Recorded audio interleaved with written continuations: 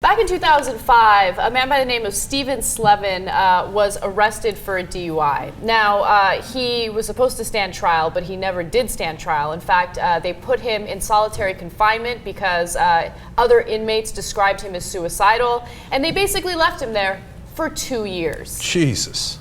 Now, thankfully, this story, did get a little attention, and the courts did find out about this. And originally, a jury had awarded him $22 million for the neglect, and it was severe neglect, as you can see in that picture. That's his booking photo, right? We think, and that's him after basically 22 months. Well, I think that's a great photo because of how telling it is. Because on the left-hand side, you see a guy that you see anywhere. He's a normal guy that you see down the street.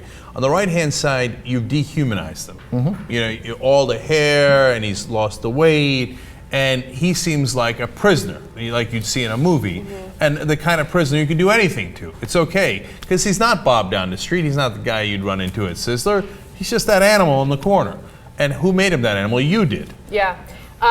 According to reports, he was left in his cell for months at a time, had untreated dental problems, and toenails that grew so long they curled under his feet. He took out his own tooth.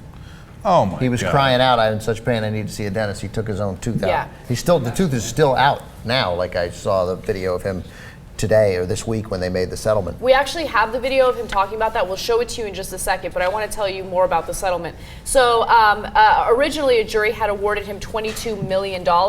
However, Dona Ana County in New Mexico appealed, and they got that number down to $15.5 million, which is still a significant amount of money. It's the largest ever civil rights settlement in the country.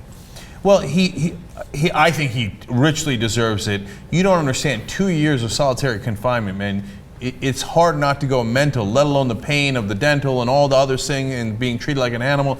2 years, you'll lose your mind, man. I wouldn't do that for any price. He says that, when you're in solitary confinement, they let you go outside for an hour a day, but quite often, that wouldn't even happen. He would just be locked in that small cell by himself day after day after day. And this is for a DUI, by the way. They just forgot about it. By the way, it's for nothing. He was never convicted. There was no trial. Yeah. It's so outrageous. Yeah. Now, but think about this, too. Now, they didn't have Bradley Manning grow out the beard and the toenails, etc. But Bradley Manning, before he was even charged, just like this guy, in solitary confinement for 9 months. And beyond this, they would strip him down naked. They would do all sorts of demeaning things to him on purpose, turn on the lights at night so he couldn't sleep, take away his blanket, etc.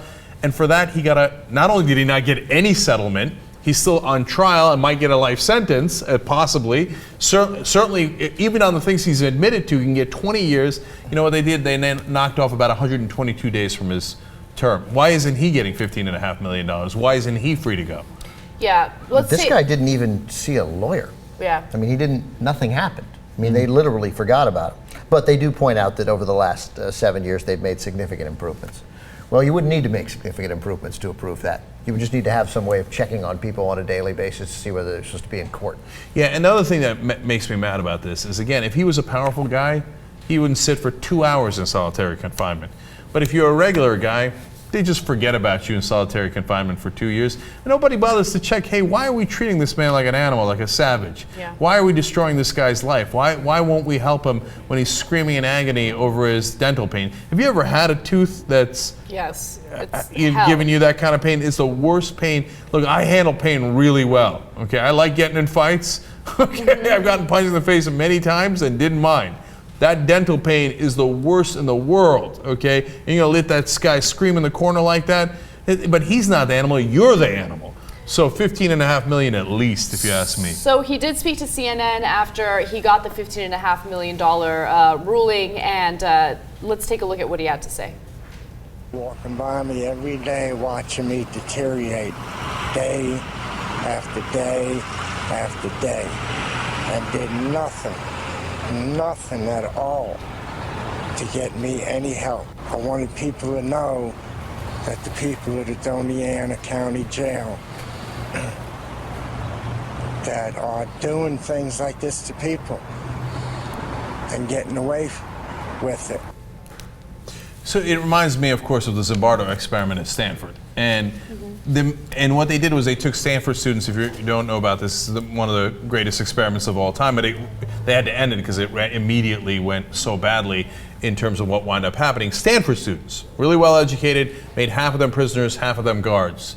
And immediately the prisoners became, were humiliated and embarrassed, and the guards became savages in terms of how they treated the others, and it got so out of hand, Professor Zimbardo had to end the experiment early. And this is what it does, and we have to be aware of it, right? It happens in even the best circumstances, the most educated kids who meant to do well, etc. They would degrade and humiliate their classmates, even though it was in the middle of an experiment. They immediately got into the roles. And that's what happens. It makes savages not out of the people who are in prison, but out of the imprisoners.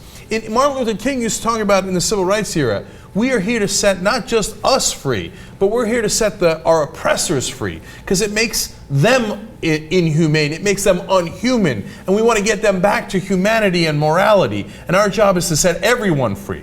And so we've got to be incredibly careful about how we imprison people, because the natural tendency of the imprisoner is to become an animal and to treat other human beings savagely like this. And unfortunately, in this case, we certainly didn't do that, and I'm glad they got punished for it, and we need to set an example here so they never do it again.